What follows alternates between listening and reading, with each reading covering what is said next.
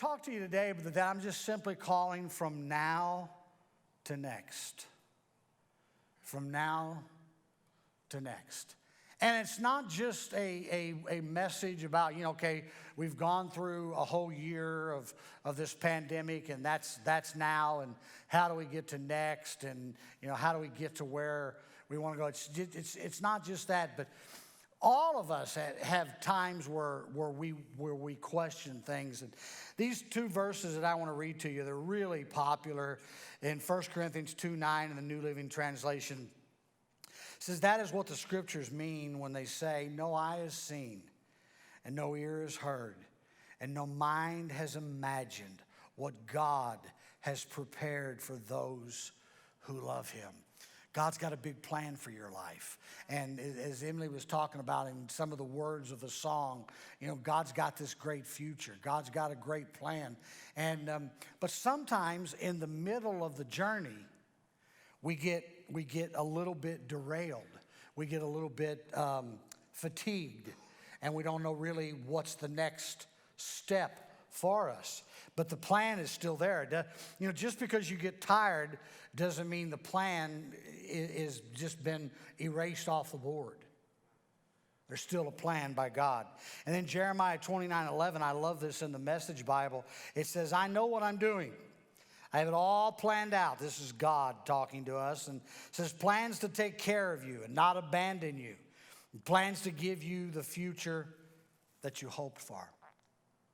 You may be here today, and you may be in this specific position where, you're going through something, or, there's things that have been bombarding your life, and you're kind of, whether you're fatigued or whether you're disappointed, whether you're disillusioned, whether you're just, you just don't really know what is happening. You don't know how you're going to get from where you are to, where you want to go, how you're going to get from now to next. And we've all asked, if you're willing to admit it, I certainly am willing to admit it, and I'm a fellow struggler along with you. There's times in my life when I just say, God, when are we going to get to where we're going? Anybody else ever felt that way? When are we gonna get to the place where the promises and the purpose and the plans are coming to pass? And I like to say it this way. We say, hey, who's up front moving the finish line? Anybody ever thought that way? You're sprinting, you're planning, you got a finish line ahead of you, and it seems like the closer you get, the further the finish line gets away from you. It's been, I don't know how many years ago, maybe, but 8, 9, 10 years ago, I ran a half marathon. Now, I didn't run it in this size, so don't anybody worry about, thank God my heart didn't explode. I was a little smaller, and I trained, and about halfway through the marathon, I did two things. Number one, I prayed and asked God if he would help me to get through this. I'd never do anything this stupid the rest of my life. Why? Why was I doing it? Why was I still today think back, okay, why was I running 13 miles? I got a car. But anyway, so I said, God, please, if you help me get through this. And then the second thing I started thinking is, somebody is up front moving this finish line. Because I know I got to be closer to this finish line than I am. And anyway, I finally made it, and it was a great feeling. But, you may have had that question before of, man, who's up front controlling where this is all supposed to end? And so my goal today is just to help you if perhaps you're experiencing some of those questions or some of those difficulties in your heart, in your life, your plans, maybe your marriage, maybe your job, maybe your kids. I don't have all the answers. I'm going to give you some things that helps me to get from now to next, and I'll let you go home. But I don't have all the answers. But you know something, and I really mean this when I say this. I really, because I want to help dispel Perhaps any guilt that you might have. I don't think God minds us asking that question, when are we going to get to the finish line? I really don't. You know, I don't. Now, I think if we cop an attitude towards God and we're bitter and we've got a lot of, bitterness in what we're saying and how we're saying it to God, I think God, takes a notice of that. But because I look at it like this as a parent. I mean, everything I've got as a parent that I've done well, I got that, as a father, I got that from our Heavenly Father. But how many of you ever, you loaded up the car with the kids and you went on vacation, and I mean, you were 10 blocks, maybe you were a mile, maybe you were 5 miles, and the kids in the back seat said, what? Are we there yet? And they are excited. And, at first, I mean, until they say it for the 10,000th time, are we there yet? I love the excitement of it. I love the joy that seems to be in them, whether we're going on vacation or going to see grandma or something. And I just don't think God is intimidated or upset or angry by God. Are we there yet? And again, until or if it posed its way of being in some kind of a bad attitude, where we want to get there. Now, I have to say this in due respect for everybody. I think there's some things in life we're always on our way. There's some things in my life I'm always going to be on my way, building character, building to be a better leader, building to do this, building to do that. I don't want to live life with more memories than I do dreams. I don't ever want to just get to where I think I've arrived at everything and everything is okay. There's going to be those things, and there's going to be those issues in all of our lives that we're still moving. We're still going down the path. We're still going down the track. And it's going to take a while if ever fully reach some of those places. But I think what we have to ask ourselves is, what do I want my life to look like in the future? Where do I want to land this plane? What do I want the future to resemble? I'm 64 years old, and I know that shocks so many of you because I look so much younger than that, but I'm 64. Nobody thinks that was funny.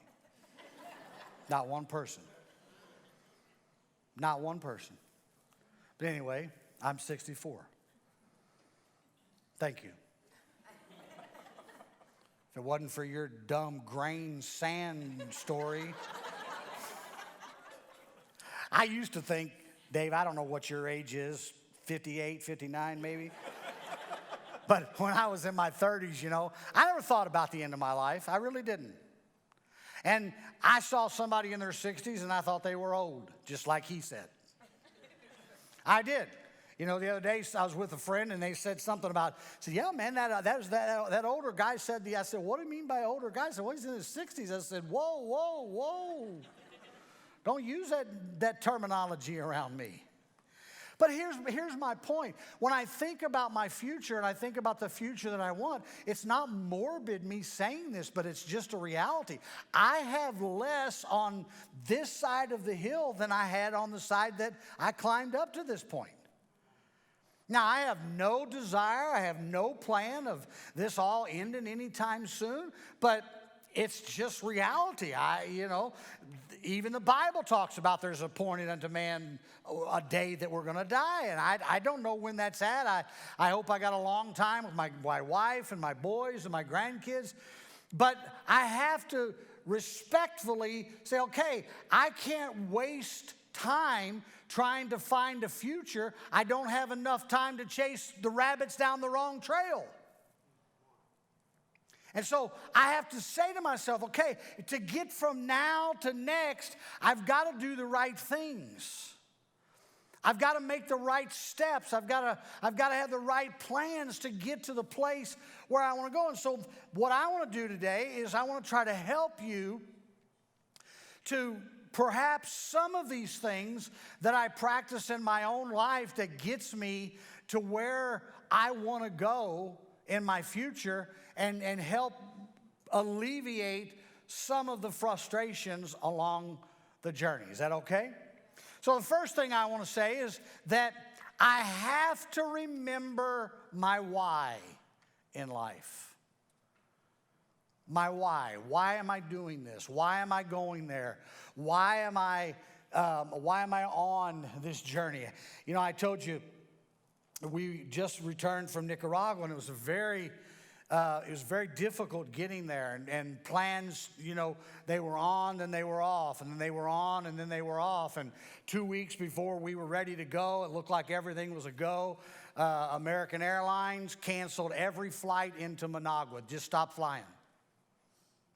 And they're not having a huge outbreak of COVID there, but I guess passenger load just wasn't what it needed to be, and so we had to start, you know, coming up with a different plan. And I checked flights from from the States to Guatemala, from the States to Panama, from the States to Mexico, and from the States to El Salvador. And I could get to Nicaragua through El Salvador. I'd have to fly from St. Louis to Atlanta, Atlanta to San Salvador, El Salvador. I'd have to stay 2 days there because I'd have to take another COVID test, and then I could fly into Managua. And it was become very, very, very convoluted on whether or not it was going to happen. Then we finally came up with this plan.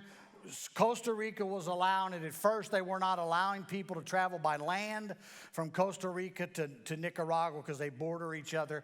They changed their policy, eased some restrictions. I flew to Liberia, Costa Rica, which is about an hour from the border of Nicaragua. Then we drove. It took over 2 hours to get through the Nicaragua border. Just kept sending us from building to building to building to building, asking us the same questions. We finally got there. Prior to getting there, I had to take this exact, precise COVID test to prove that I was negative, but it was different than any other. The test alone cost $250 just to get this test. And so I did that. I'm saying all of that. We went there. We had great meetings. I got back, got home. I said that to say all of this. In the middle of trying to make something like that happen, I just got to remember my why. I just got to remember, why am I doing this? It wasn't fun. It cost me a lot of money. Actually, you know, when we had to change from flying to Managua, American gave us our money back, but I had to buy a ticket to Costa Rica it was about 10 days out. Well, when you buy tickets that close to leaving, they cost a lot more money. And so there's just a lot of complications, but I kept reminding myself, it is as uncomfortable, as aggravating. It was about 95, 96 degrees every day that we were there, and, you know, there's not a lot of air conditioning in public places. And so every day, I just got, God, we're going there. We're going there to help people. We're going there to help pastors. We're going there to help leaders. And I had to keep reminded. And whatever your why is, even though that it gets uncomfortable, even though that it gets difficult, even though that you may be tired, you got to remember, this is why I do it. There's a reason. And as clouded and as messy as life can get, maybe today your life is messy to the max. The order to get from now to next, you just got to keep forcing yourself to remember, this is why I do this. Secondly, that helps me to get to those places is not to despise small starts. You know, we all love the sensational. We love the big blown up events.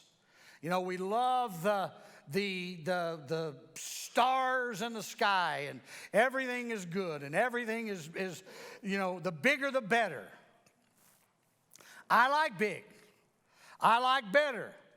But I want to tell you something. Just because what you start doesn't end up just blowing the roof off doesn't mean you failed. It doesn't. I'm sure today, John and Britt and their services are, now over. I'm sure they had great hopes, and I have no idea what their numbers were. But I want to tell you something. I'd say the same thing to John and Brittany, that even if you didn't have the number that you wanted, don't despise the small start. It doesn't mean it was a failure. And there's things in your life that they may start small, but it's okay. At least do what? Start. At least get started, even if it turns out to be small. Just start. The third thing that I think is important is don't despise small steps forward at a time, incremental small steps. I'd love to just, take one giant leap from my home. When I fly to India, it's about, depending on connections and so forth, but it's between 40 and 42 hours from the time I leave my house till I get to India. Straight nonstop. Well, not nonstop, but it's straight 40 to 42 hours. And I tell people I'm kind of like what the Bible says about Lazarus in the when he was dead for 3 days, and they told Jesus, they said, he stinketh. After 42 hours in planes, I stinketh. And there's not enough Axe body spray to make the stinketh go away. The good thing, I tell people, the good thing is everybody on the plane stinks. So it's not just like I'm the only guy. And I just wish I could close my eyes, snap my fingers, walk out of my house, and end up in India. But it don't happen that way. Just incrementally, mile upon mile and upon mile, we just keep moving. When I drove up here, I'd love to, just got in my car and, I was here in Danville. Now, I did get here at a pretty good clip, driving a speed that's none of your business. That I plan on driving that same speed home today, if not, a little bit more. Thank God I didn't meet any of Illinois' finest. They allowed me to make my progress. But, we all want it when? Now. You go on a diet and you would love to just wake up and it's all gone. Now, if you ever find that miracle pill, please call me. I would pay.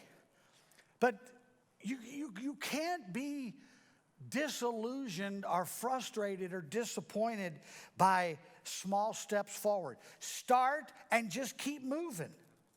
That's what's important. Start and keep moving. You'll get there. You'll get there. Whatever it is in your life that you're here thinking and talking about today, you'll get there. Eventually, you'll go from now to next. The fourth thing is never get stuck in the same thought patterns. I know Pastor speaks a lot about different times, about our thoughts and our thinking. And in reality, just as a reminder, our future will be the summation, 100% reflection of the thoughts that we have today.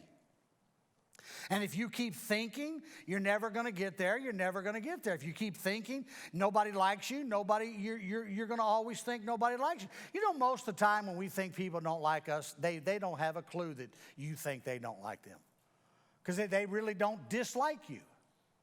It's the imagination, because that's the way we think.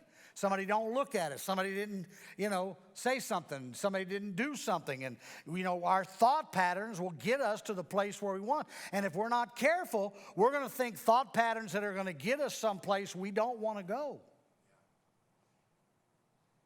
And we're not going to be happy when we get there. The fifth thing that I think is important is, and you may wonder why I would have this in there, but let me explain. Never allow offenses to linger long in your heart. Being offended is inevitable. Staying offended is a choice.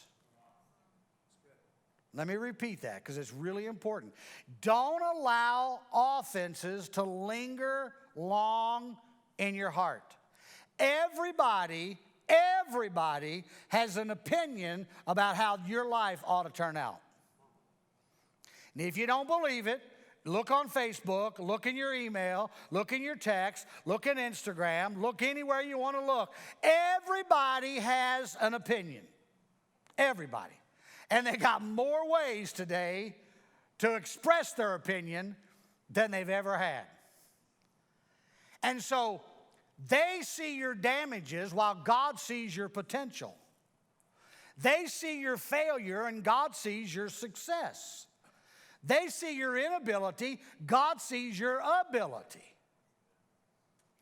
And if you're not careful, you will allow those opinions and those offenses that come to you, you will allow it to control how you move forward or don't move forward. You understand?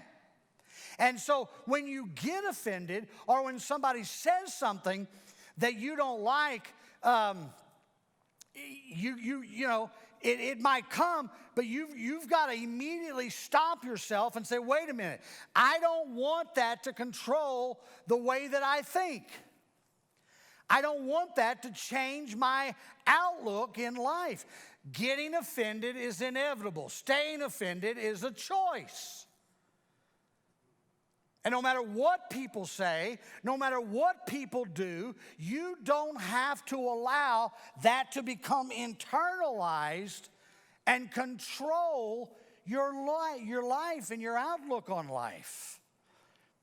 Because people are going to say things that, let's face it, people are going to just say, dumb things, and you didn't ask for it.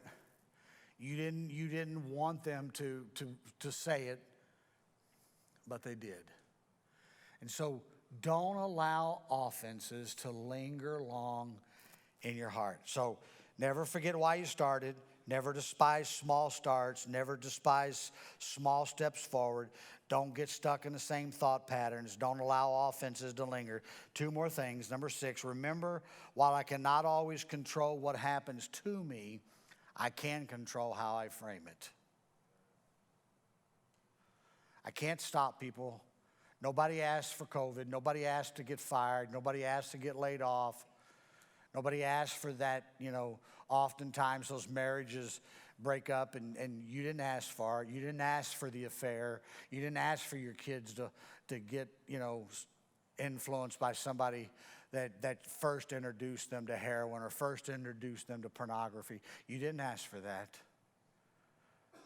But you have to take those things and say, listen, while I didn't ask for them, I can control how it gets framed into my life.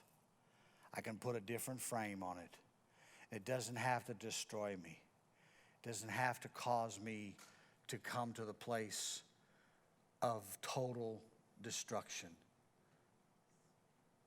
Perspective of the people around you, perspective of how you think and how you feel about yourself. And then the final thing is never forget that there's no progress without a process. What's your plan? What's my plan? How am I going to get from A to Z? How am I going to get to where I got here again yesterday because I had certain highways in my mind. I'm going to drive this direction, then I'm going to go east, and then I'm going to go north, and then I'm going to go east again. And I got here because I had a process. And so in your life, you may not be a very, organized person. I'm the kind of person where, I like to-do list. Don't throw anything at me. I do. And I like checking off the things when it gets done. If there's not a box on the page, I draw my own box. I like checking it off. A lot of times on texting, in some of those emojis, there's a green text, like a green check mark. Lots of times, instead of, some people, you'll get a thumbs up emoji. Just because I love green check marks, I just send back a green check because I like checks. I prefer the ones that are $1 million checks, but anyway, when I don't have those, I just use the green one. Because I like that. I like the process to get me to the place that I want to go. So I don't know what you're facing today. I honestly don't. I wish I could come and sit down and talk with every one of you that are hurting. And you could tell me what's making you hurt. I wish I could sit down and talk to every one of you that there's a scar that's been scratched. You could tell me what brought about that scar. I can tell you this. God loves you more wildly than you could ever imagine. And we sang that song that even when you don't see God is working, God is working. And I like to expound a little bit on that and said, even what you do see God doing, it's not all God is doing. And whatever's clouded, messed up, caused chaos. Maybe you're here and you've got the most perfect life in the world. I don't know. But I got an idea that there's a group of you at least. You're just trying to get from now to next. And my prayer today, as I prepared for today,